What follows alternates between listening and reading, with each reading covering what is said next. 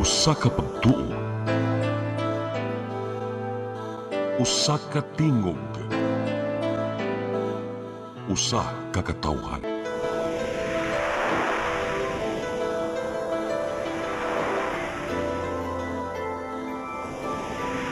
Cebu Catholic Television Network.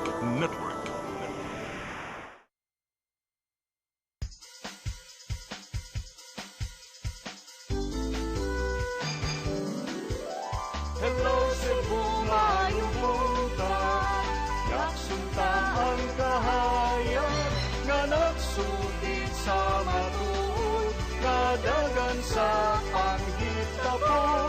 Hello Cebu, maayong buntag Pinoy.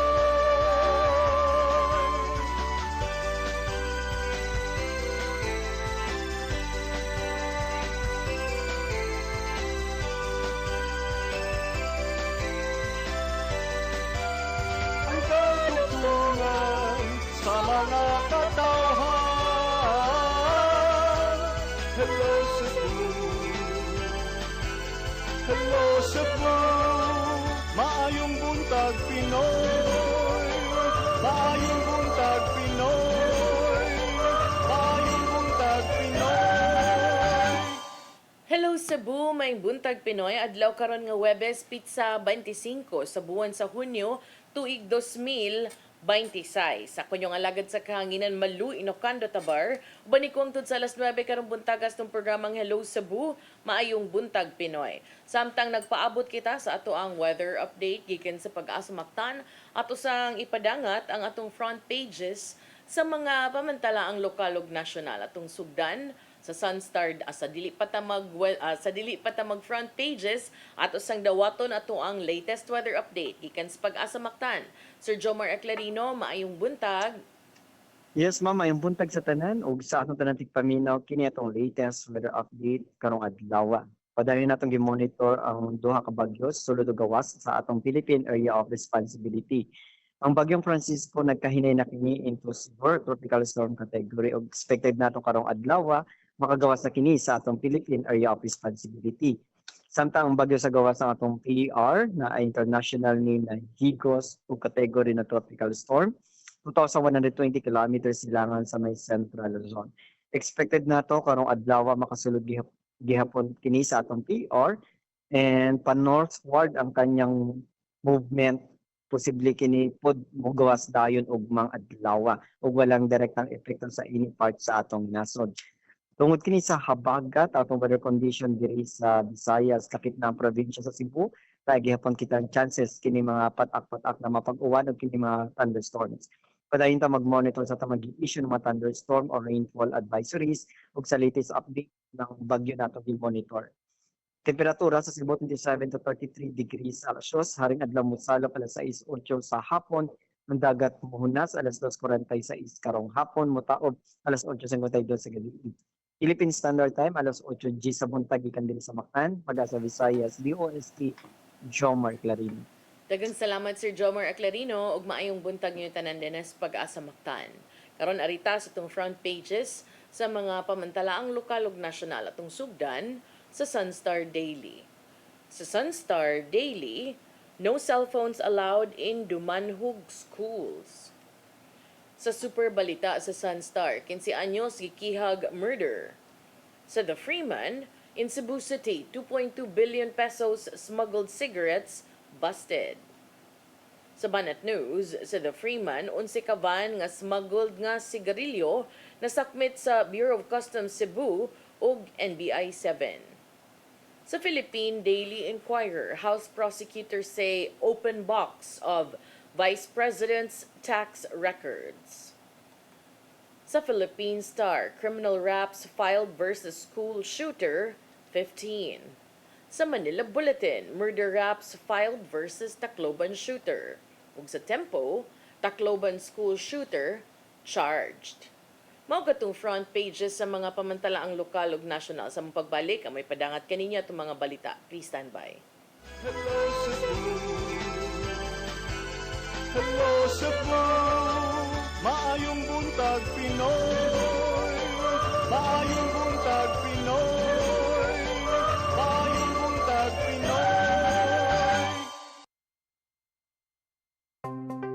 Discover the beauty of the Philippines.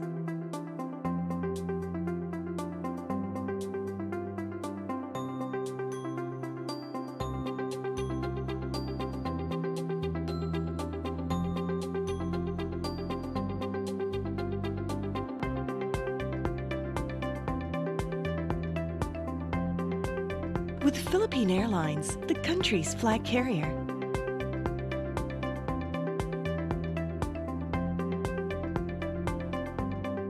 The airline that lets you feel the warmth of the nation.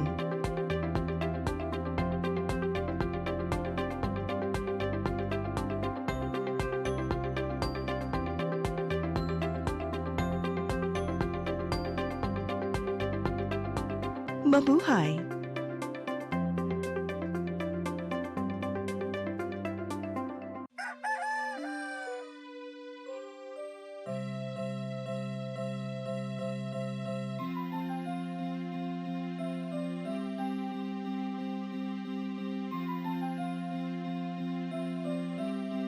Ma, wala na may data, ma. Palud, ma. Sorry ma'am, na late ko. Nangita pa mong ko para internet sa kong anak ma'am. Ay, wala na yung problema. Pag sinisibo. Sinisibo, sinisibo, For your internet connection, and for the signal of your cable TV. so fast and straight, the transmission to your home. Sinisibo. Sinisibo, sinisibo, Offers you to have fiber optics. for your viewing experience, perfect and clear, so fast. So great and affordable for you to enjoy. Sinisibo. Cine Cebu Television Network Incorporated offers fiber to the home broadband internet bundled with fiber to the home cable TV connection. Cine Cebu Television Network Incorporated with its operation in Metro Cebu and the whole province of Cebu soon. And affordable for you to enjoy. Sinisibo. Hello, Cebu. Hello, Cebu. Maayong buntag, Pinoy. Maayong buntag, Pinoy. Maayong buntag, Pinoy. Balik sa Hello Cebu, may buntag Pinoy ug karon sa atong mga balita. Nagunas tong mga balita karong buntaga usa sa mga armas nga gigamit sa mga menor de edad nga namusil sa Tacloban City ni atong Lunes gituuhang giduplicate ang serial number. Matod sa PNP nga nakarehistro kini sa usa ka security agency dinhi sa Dakbayan sa Sugbo apan nasuta nga kasamtangang gigamit ang armas usab nga adunay susamang serial number sa usa ka gwardiya nga gideploy didto sa Bohol. Mga detalye sa report ni Arnold Bustamante. Posibleng gikopya ang serial number sa kalibre 38 nga pistola nga nakarehistro sa usa ka security agency nga nagbase sa Dakbayan Sugbo nga magigamit sa pagpamusil sa mga tinun-an sa San Jose National High School sa Dakbayan sa Tacloban niadtong Lunes nga mikalas og tulo ka mga kinabuhi ug miangol sa daghang estudyante. Matod ni Police Colonel Elmer Cinco, ang Regional Chief sa Regional Civil Security Unit 7, nga man nila makuha ang impormasyon og serial number ug kung unsa nga security agency ang nag-irini, nakikalayon din sila sa maong ahensya. Nasuta ang ilang armas nga susama sa serial number nga gigamit sa mass shooting sa Tacloban na deploy na kini sa ilang security personnel sa probinsya sa Bohol. Mihimo dayon og post-to-post inspection ang ilang RCSU Bohol Field Unit ug nakumpirmar nga naa kini sa maong lalawigan nga gigamit sa ilang gwardya. So what we have done is in coordination with RCSU 8 and the constant monitoring of the SOSIA, binirify po natin, pinuntahan natin yung agency and kausap natin yung operation officer nila. Sinabi nila na sa kanila nga yung barrel with serial number, no? But ang baril ay nakadeploy somewhere in Bohol sa isang institution doon na hawak ng guard nila. So, ngayon ang ginawa natin, we conducted the post-to-post inspection to verify, no? And start na rin yung ating motu proprio investigation dahil allowed naman kami ng ganon as ano natin sa 11917. So positive po yung firearm na doon. Tungod din gipa-turnover sa RCSU-7 ang mao nga armas ngadto sa PNP Forensic Unit 7 aron mapaubos kini sa ballistic examination ug ang resulta ani ilang itandi sa migawas nga ballistic examination sa Police Regional Office 8 kung asa ang original sa duha. Milusad na usab og lawom nga investigasyon ang duha ka mga RCSU sa Western Visayas ug Central Visayas nganong nagkapareho ang serial number sa mga armas. It was turnover to our personnel, binigay ng gwardiya sa personnel natin. Then, currently, nandun ngayon yung baril sa Regional Field Unit ng Forensic Group sa Bohol. No? They are about to receive it kasi kailangan pa nila ng isang document, yung after inspection report namin, which is na-forward na rin ba? Na-forward na rin natin doon. So, we're just waiting na ma-receive nila. Then, eventually, sa result nila, hihingi tayo. Daghang nakita-an nga posible nga nahitabo ang mao nga pagdubli sa serial number. Usa na nini nga nawala ang original nga armas o giilisan lang ang mao nga armas o gihimuan og serial number o bakaha gituyo nga dunay duplication aron nga dili kini makagasto ang security agency sa registration sa PNP.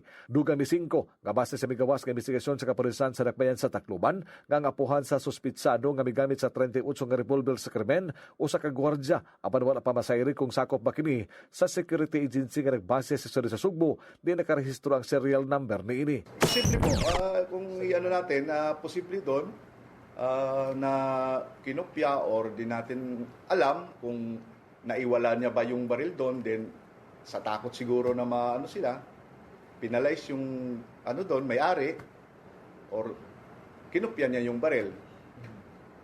Mayroon lang, hindi ko kasi sigurado pa, pero may lumalabas na dating guard yung parang may-ari or kamag-anak ng hindi lang ako sigurado. It's between the communication sa amin ng RCSU 7. So may talugoon nga nagtabo sa sunod sa tunghaan sa Dakbayan sa Tacloban, ang RCSU-7 mihimo dahil inspeksyon sa mga security guard nga nakadeploy sa mga eskwelahan aron susihon ang ilang mga service firearms ug unsa usab sila kaandam sa paghatag sa seguridad sa mga gialagaran nga establishmento kuno galing mo tumaw ang maong insidente. Gitingwa sa Kapulisan Segundo 5 nga luwas ang tanang tinun-an magtutudlo og mga gidikanan nga nasa sulod sa eskwelahan gikan sa mga kriminal. Arnold Bustamante, CCTV News. Sa laing bahin kasundaluhan ubos sa Joint Task Group Cebu anda moabag sa paghatag og seguridad ngadto sa mga tunghaan sa kalungsuran. Kini aron malayo sa bisan unsang kagubot ang mga tinun-an. Ang kasayuran ni ni Gian Navarro. Andam ang mga kasundaluhan ubos sa Joint Task Group Cebu sa pagbantay sa mga tungaan ilabi na sa kalungsuran human sa nahitabong pinusilay sa Tacloban City ning Simanaha. Matud sa commander nilang si Colonel Joel Benedict Batara nga mismong ang mga counterparts nila sa Philippine National Police ang nangunay sa pagbahas-bahas ngadto sa mga tungaan. Makigalay nun ang mga kasundaluhan sa ubang mga otoridad ingon man sa mga hingtungdang ahensya sa gobyerno alang sa subsub nga monitoring. Gawas sa mga fraternity, mga gang ug susamang grupo. Lakip sa gibantayan sa kasundaluhan mao ang mga armadong grupo nga mohimo og kagubot sa sulod. As far as the JTG Cebu is concerned, yung mga programa natin, we always participate sa mga security arrangements and of course in terms of information and educational campaign. Human sa subsob nga monitoring ug intelligence lakip sa tulubagong gihimo sa kasundaluhan mao ang pag-edukar aron mapalayo ang mga tao sa nagkalain-laing armadong grupo sama lang kini sa paday nilang kampanya batok insurgency ngadto sa mga estudyante. And we have platforms, we have mechanisms, we have fusion activities with the different agencies. For example, sa mga intelligence units, no? Gipatuman usab sa Department of Education ang masugot nga lagda aron kalikayan sa mga estudyante ang bullying ug uban pang mga kagubot sa eskwelahan. Lakip sa gipatumang hugot nga seguridad mao ang pag-check sa mga gamit sa matag tinun-an sa dili pa musud sa classroom aron masiguro nga walay bisan unsang kontrabando ang malusot. As limitation po, di man ing anak ka daghan ang kwarta ni DepEd para ibayad og security guard. But we have partnered with our barangays, naman yung mga tanods. Aron usab malayo sa kadaot, gisiguro karon sa DepEd 7 ang paglikay sa bullying sud sa classroom ug pagpabilin sa maayo nga environment. Giawag gino nila ang mga estudyante nga kung mahimo malambigit sa bisan unsang mga extracurricular activities ug ubang academic activities aron malayo sila sa bisan unsang temptasyon. Ang kani atong pag-educate sa mga bata nga ang kaning pagbuhat og daotan sa atong isig katao, that's kuan na bad na siya, no? So kanang integration of values in schools, mao na mong gi-request sa PTA, sa parents to also focus on values formation in schools. Ian Navarro, CCTN News.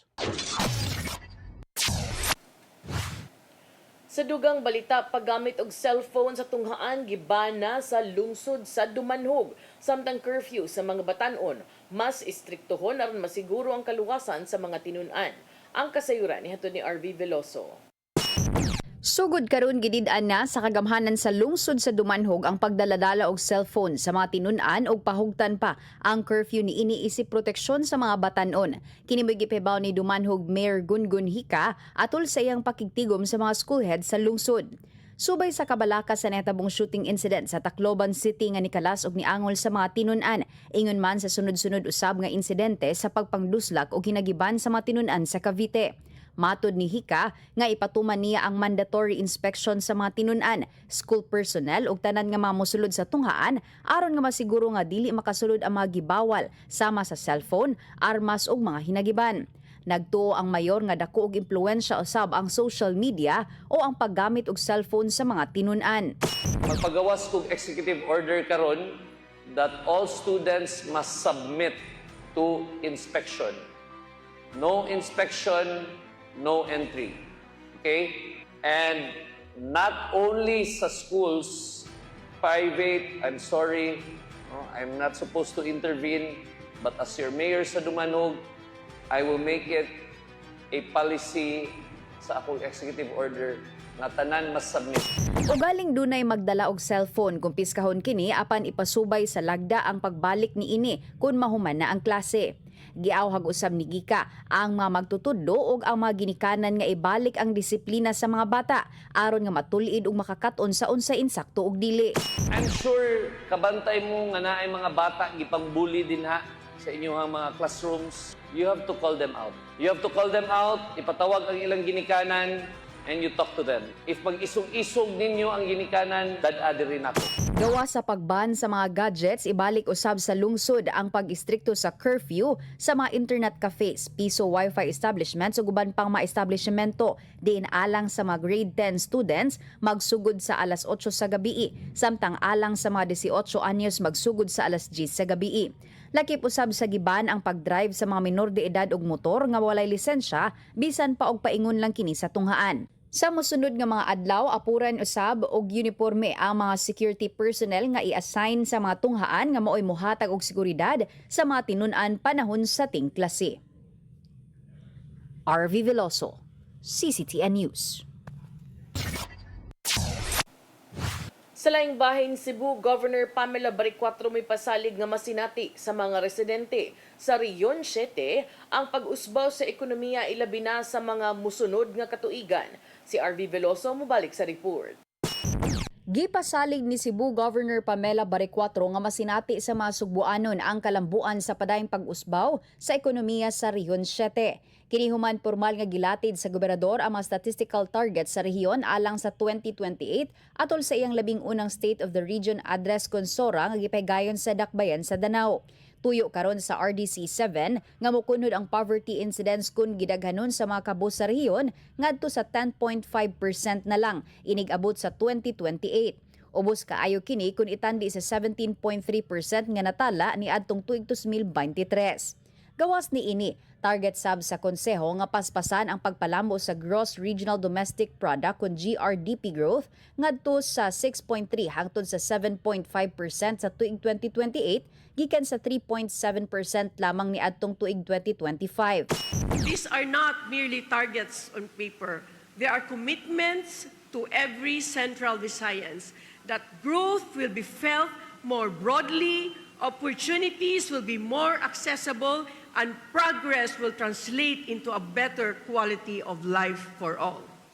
Samtang nagpabilin sab sa target range nga 2 ngadto na sa 4% ang inflation rate sa rehiyon sa miaging tuig, din mitala kini og 2.5%. Sa naisgutang nga trabaho natala usab sa 3.8% ang unemployment rate sa tuig 2025 ug tinguha nga mapabilin kini sa 4.5 ngadto sa 5% pag-abot sa tuig 2028. Kay namduman nga gipasalig ni Governor Baricuatro nga kining maong mga numero dili lang basta nalatid sa papel apan hingpit nga masinati usab sa mga konstituente ni ini. RV Veloso, CCTN News.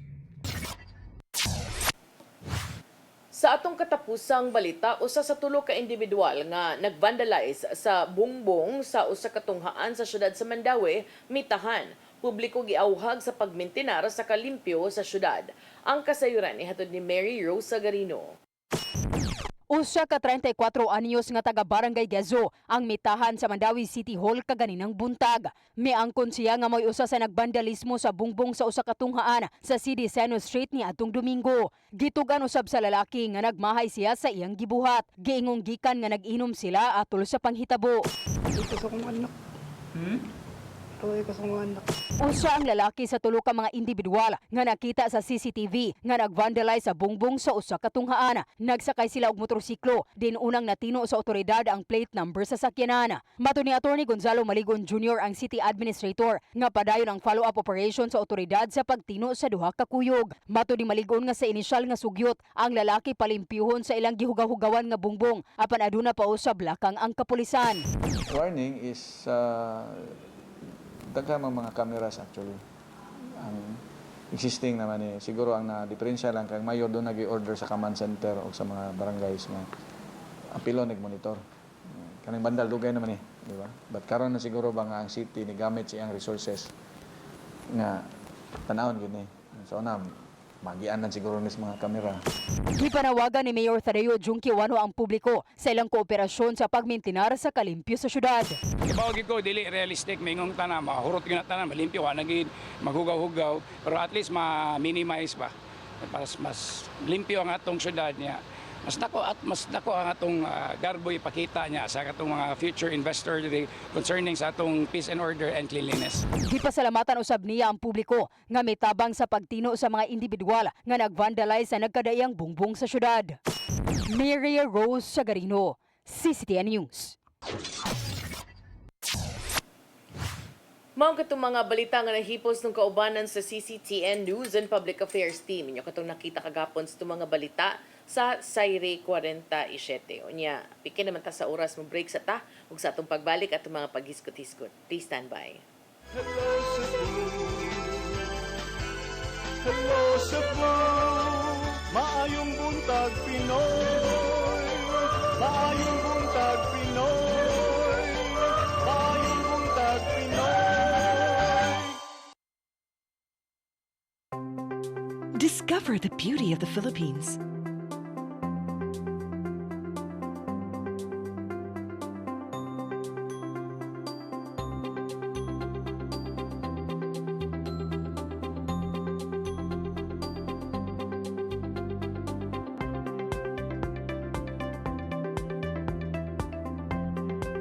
With Philippine Airlines, the country's flag carrier.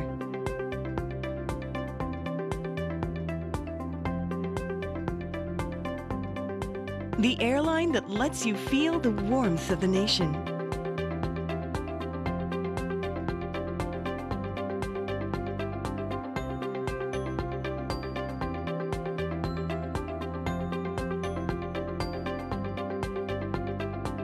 Mabuhay!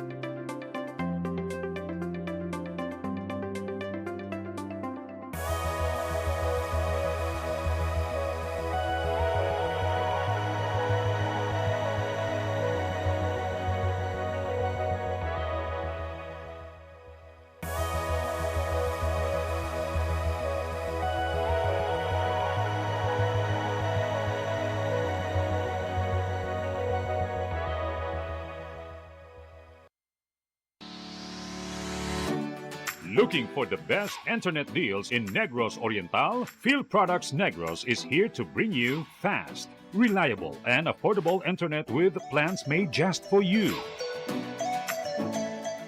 for as low as 899 pesos per month. Enjoy speeds of 50 Mbps, perfect for streaming, working, or studying from home. Need more speed? No problem. Get 100 Mbps for just 1,199 pesos. 150 Mbps for only 1,499 pesos, or our fastest plan, 400 Mbps for just 2,399 pesos per month. Plus, you can add over 100 cable TV channels to your internet plan for just an additional 100 pesos per month. That's entertainment and lightning fast internet all in one. Enjoy no installation fees and start today with a 1,000 peso customer deposit. Call us now or visit our website to sign up with the Phil Products Negros. You get internet that's affordable, reliable, and local. Phil Products Negros, bringing you closer, faster. Call us at 0917-631-5240 or visit our website www.philproductsnegros.net or our Facebook page, Phil Products Dumaguete. Subscribe now.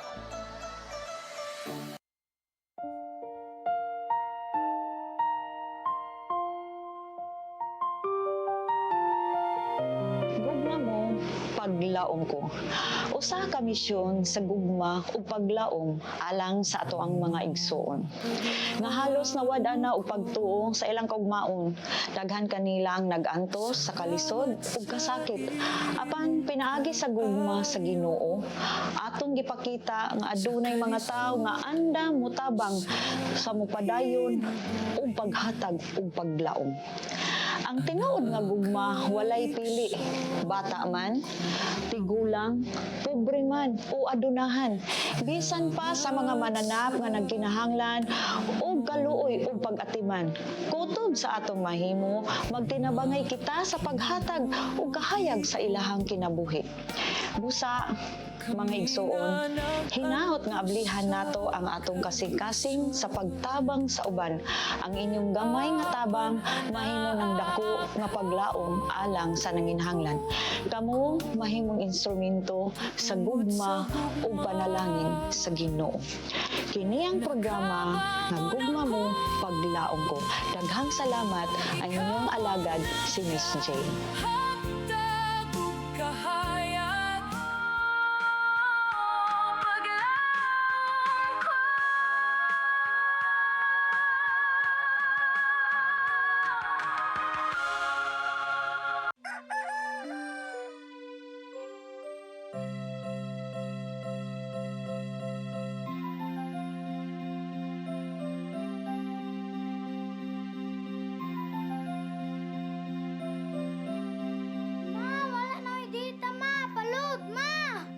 Sorry ma'am, na late ko.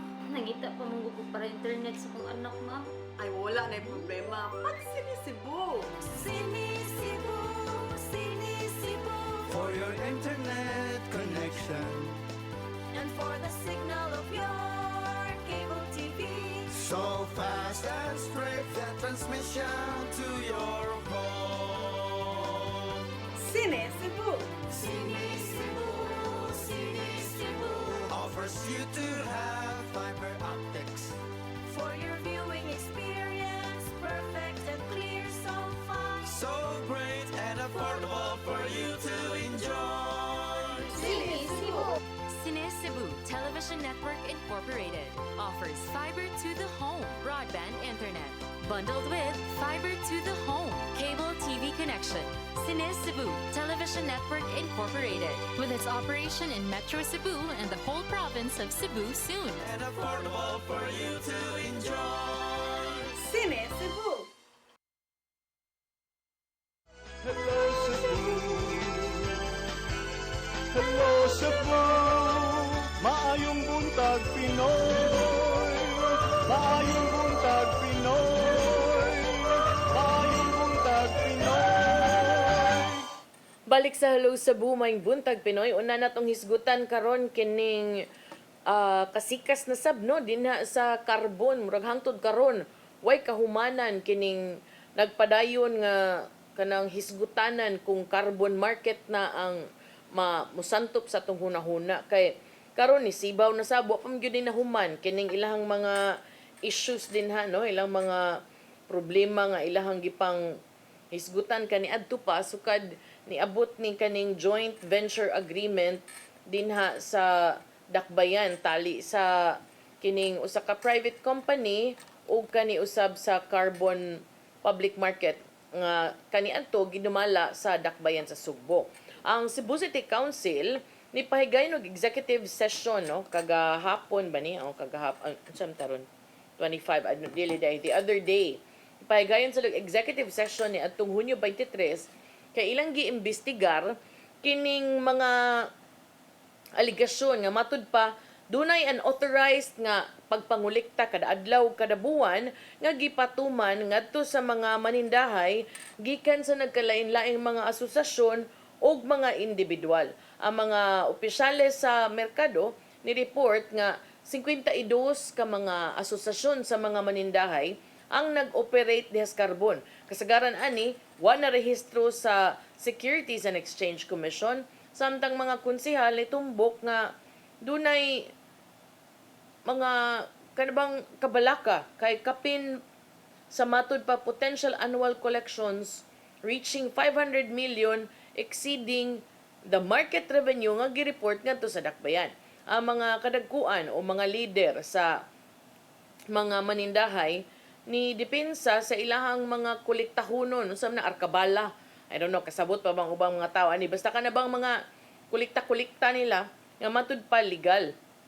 Mga SEC or SEC Securities and Exchange Commission registered contributions para sa mga nagkalain-laing mga serbisyo matud pa lakip sa abang sa kanang tulda tent kuryente unya giauhag nila ang mga opisyales sa Dakbayan nga sutaon ug kanabang lahi matud pa kining mga pribado nga bayad gikan sa mga market fees and taxes nga gipatuman sa gobyerno.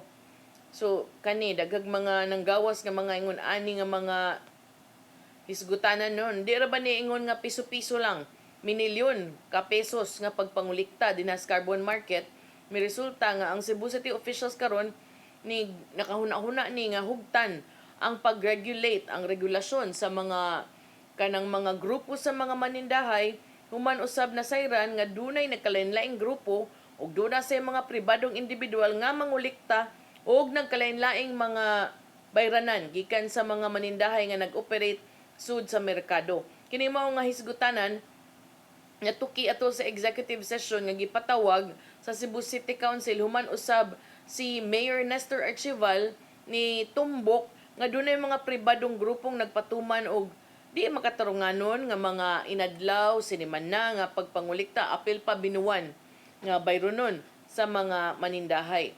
Si Mayor Archival sa sayong bahin ni estimate nga doon na kunoy organization nga mga 2,000 ka mga membro posibleng mangolekta og as much as 18 million pesos a month. Matud sa mga sakop sa Konseho sa Dakbayan, bisan unsa nga mga bayranan, abangan, assessment o mga charges nga ipatuman sud sa carbon public market kinahanglan transparent unya makatarunganon unya matud pa kinahanglan sa dunay tarong nga accounting. Ang mga existing collections diha dunay Office of the City Markets kun OCM ang overseer niini si Elcon Concha ni kumpirmar nga dunay mga collection sud sa merkado apan matud pa ang pagdetermine kung legal ba ni sila og dili naa sa jurisdiction sa City Legal Office tungod kay nasayran nga mga asosasyon sa mga manindahay nangolekta og inadlaw nga mga dues sa ilahang mga membro. Ang uban matud pa ka mga individual nga nag-operate og mga negosyo sama anang nagpaabang og mga timbangan, nagpaabang og lamisa, lantay, tolda ug uban pang mga equipment gipanggamit sa mga manindahay, matud pa dugay na ni nga murabag patakaran nagpadayon dinha sa carbon. Kining maong executive session ang gipahigayon pinanguluhan ni Konsehal Pastor Jun Alcover Jr.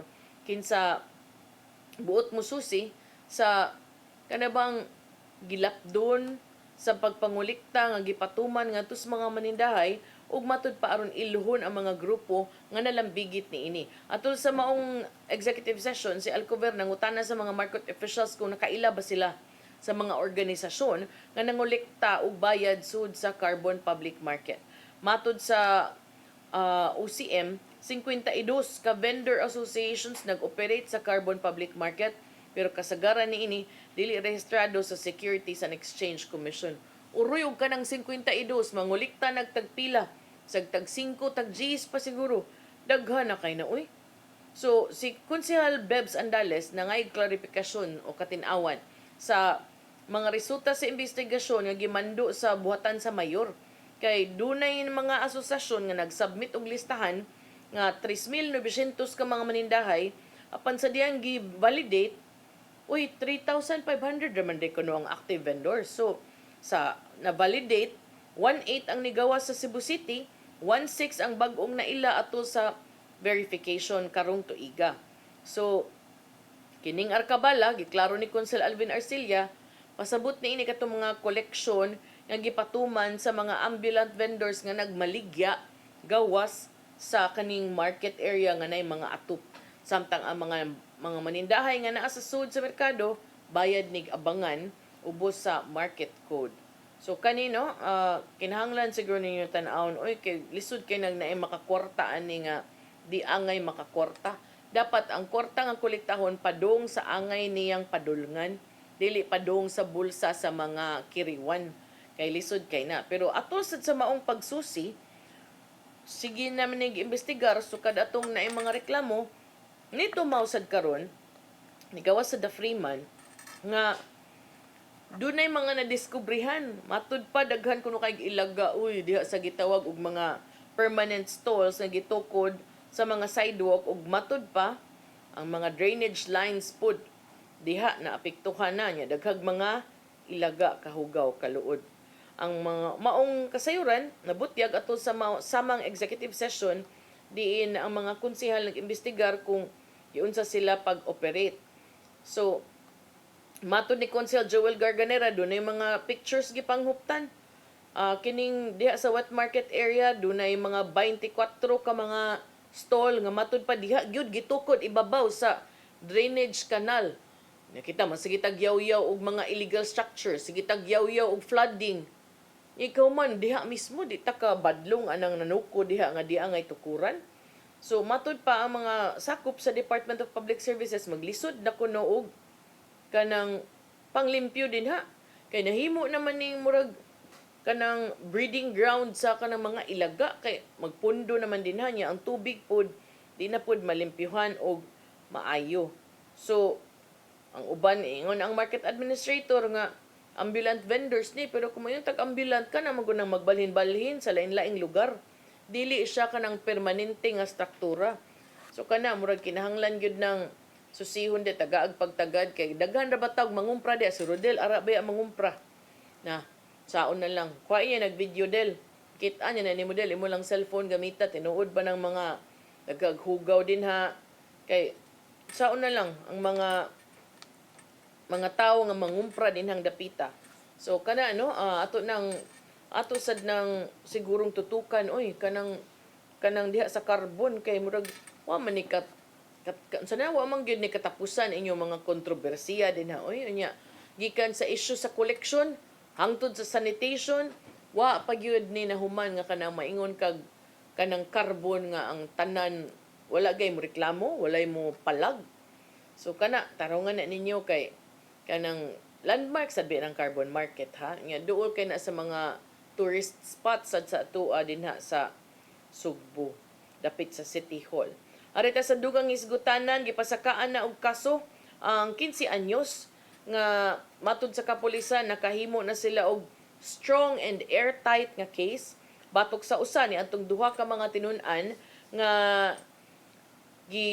tumbok na mo'y namusil o responsable sa pagpamusil dito sa San Jose National High School base usab sa ito nadakpa no, sa mga testigo sa mga ebidensya lakip na digital communications. Ang PNP Eastern Visayas ni pasaka og kaso sa batok sa 15 anyos nga giila nga si alias Rod, multiple criminal charges. Kini maoy kanang samtang nagpadayon pang debate sa mga tao sa mga swito, kabahin aning juvenile justice o kining juvenile accountability and school violence. Samtang ang 15 anyos nga suspitsado posibleng magatubang og criminal prosecution ang usa, 14 anyos nga giila nga si alias Nash, wa na pa sa kaag kaso kundi ipaubos sa long-term rehabilitation, ubos sa juvenile justice framework sa nasod. Ang kasong kriminal giduso na pinaagi sa inquest proceedings ngadto sa Tacloban City Prosecutor's Office, nagtumbok nga dunay 3 ka kasong murder, 3 ka kasong frustrated murder ug multiple counts of serious physical injuries in connection sa nahitabong pagpamusil ni adtong Lunes nga may kalas og 3 ka batan-on ug mi angol usab sa 20 ka mga tawo sa gitumbok nga one of the deadliest shooting in the history of Tacloban, and I guess in the Philippines, no, especially because minors ni ang gi-involve. So kani kipasakaan na tuning atangan, although ang uban daghag na disappointed, no, because ang nahitabo is dunay mga nireklamo nga nung ang 15 ra ang 14 man moy namusil ug maayo unya dunag yoy kanang ni-reload pa, so kana ato nang itugyan sa mga legal experts, especially those nga para nako legal experts and social workers and mga dunay psychological nga mga background kay sila mismo makahisgot usab kabahin ana in terms of discernment, in terms of liability and kanang mga legal remedies. Kay para nako ato sa ding panalipdan lang pirmi ang mga batan-on nga responsable kriminal, kinsa may manalipod sa mga batan-on nga nangamatay, di ba? Kung ato silang tagaagbili kay batan-on sila nga tungod lang gyud sa ilang edad, di ba murag mas gipabura nato sila nga sila may nakaingon sa kagubot ug pagkalas sa kinabuhi. Kung itandi nato sa kinabuhi ni atong mga nakalas nga ni adto lang taon kay para mo eskwela wa nagdahom katapusan na dayto nilang ginhawa. So kana lang, I think that's something for us to also think about. Unya, gamay na malang tag-oras arita sa dugang hisgutanan ang International Criminal Court, ang ICC Trial Chamber 3 ni adtong Martes ni pahimangno ni warning sa mga parties sa kaso ni kanhi Presidente Rodrigo Duterte batok sa paghimog mga komentaryo kabahin sa mga proceedings or court decisions ngadto sa media tungod kay matud pa ang maong mga remarks o mga pamahayag duna kini risgo, has a risk matud pa of provoking suppliers of fake news. Atul sa ikaduha nga status conference hearing sa kaso ni kanhi Presidente Rodrigo Duterte, si ICC Trial Chamber 3 Presiding Judge Joanna Corner mi padangat og mga concerns kabahin sa mga pamahayag nga gihimo sa abogado ngadto sa media, labi na on how these matud pa provoked suppliers of undoubtedly fake news. So matud ni Corner, wa sila nakitang rason nganong ang abogado should feel it is necessary to make comments to the media. Matud ni Corner, ang sakto gid unta matud pa nga forum ug do na manggay mga pangutana adto sa korte. Sa iyang quote niingon siya, the appropriate forum for counsel to raise matters is in the courtroom. Trials are not conducted by the court of public opinion, but by this court during the course of the proceedings. Ang maong presiding judge ni direkta usab ngadto sa media o giawhag ang mga sakop sa press nga mo report accurately and fairly to avoid speculation, especially in a trial that involves serious allegations. Iya sang gipahinumduman ang media nga bisan unsa nga i-discuss atol sa mga pribado nga sesyon dili ni mahimong i-report ngadto sa publiko. Si Corner hinuon mi acknowledge nga ang reporting sa media sa sayong bahin was not assisted by comments made by Duterte's previous lead counsel Nicholas Kaufman, citing a previous warning issued by the ICC pretrial chamber ngadto sa mga abogado that he had a professional duty to be respectful and courteous to the chamber. Sa iyang pamayag, nidugang si Corner, regrettably, that reminder had no effect. On the 26th of April this year, after the appeals chamber had made its decision on jurisdiction, Kaufman gave at least 2 interviews commenting on the decision. Some of those comments were his personal view of legal decisions made by the court as a whole and were on any showing wholly inappropriate. Ka stern sa sa terminology. Dili ko no angay nga isulti pa ug dunam gay kuno isulti si Kaufman adto ta sa korte. Dili kay muhatag siya sa mga legal nga mga opinion ngadto sa publiko. Kay ang mga angay kuno nga duso niini dapat adto lang sa korte. Gipadayag usab ni Corner, gikinahanglang i-revise ang Defense Code of Conduct to include guidance on commenting to media. Murag wa na kauyo ng ICC nga kining kuan sa kining mga medyo gisamukan siguro nino kining kanabang daghan kay magkyaw-kyaw ba nya mao na akong giingon mao na gibalik-balik sad no na kung unsa na inyong ipangyaw-yaw din ha, unsa na inyong mga kanang opinion din ha, wala nagpasabot nga abiin nyo man ang opinion sakto na. Wala nagpasabot nga kung unsa inyong gituuhan nga sakto mao na gyud ay sakto.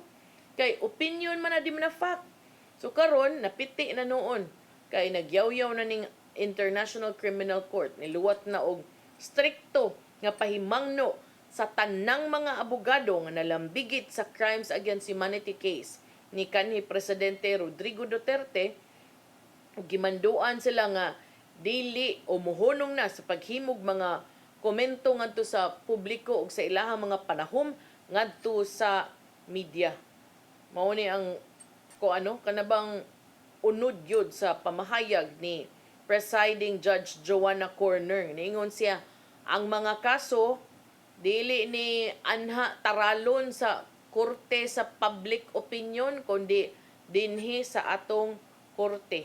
Ang mga argumento, ang mga legal nga mga pamahayag ug mga legal nga mga opinion kinahanglan adtura na buhaton sa korte dili ngadto sa mga tigbalita.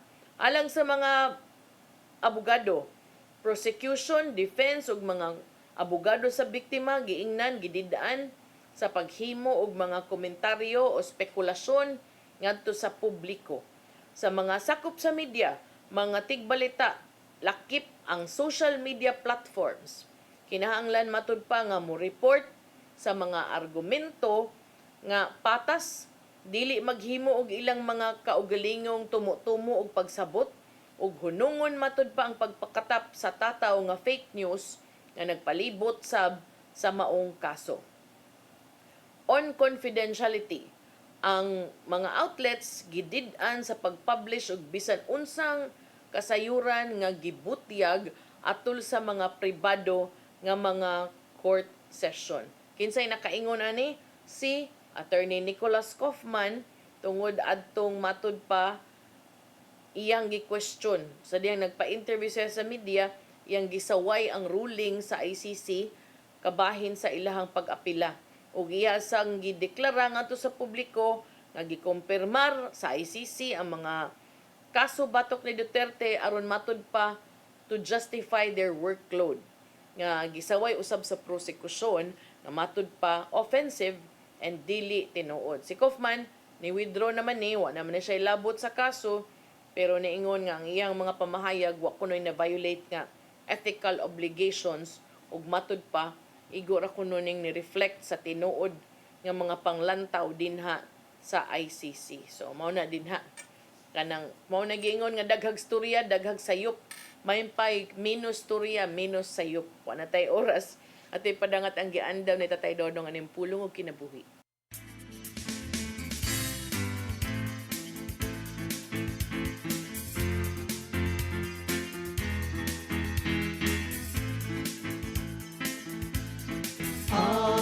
pulong mo, ang diwat sa dalang ko. Ang balaang kasulatan, nagpasidaan kanato nga delikado ang kahimtang sa katao nga makihilawason. Kay sa 1 Corinto 6:9 ngadto sa 10 nag-ingon, sa walay duha-duha, nasayod kamo nga ang mga dautan, dili makasulod sa ginharian sa Dios. Ayaw limbungi ang inyong kaugalingon, kay ang mga tao nga makihilawason o musimba sa mga Diyos-Diyos o mga mananapaw o makihilawas isig lalaki o isig kababae o kawatan o hakog o mga malapason sa balaod, dili makasulod sa ginharian sa langit.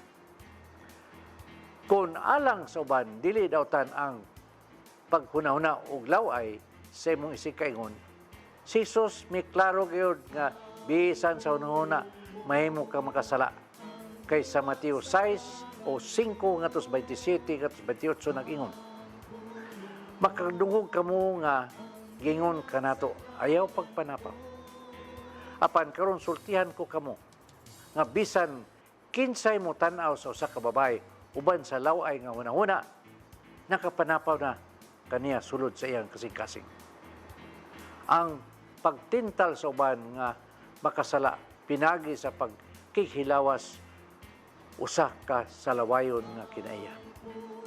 Busali kaya nato nga kita dili mahimong hinungdan nga ang uban makasala tungod sa atong gibuhat. Hinuon dadun ta sila ngadto sa ginharian sa Dios. Mao kini ang pulong nga maghatag kanato giya karong adlaw.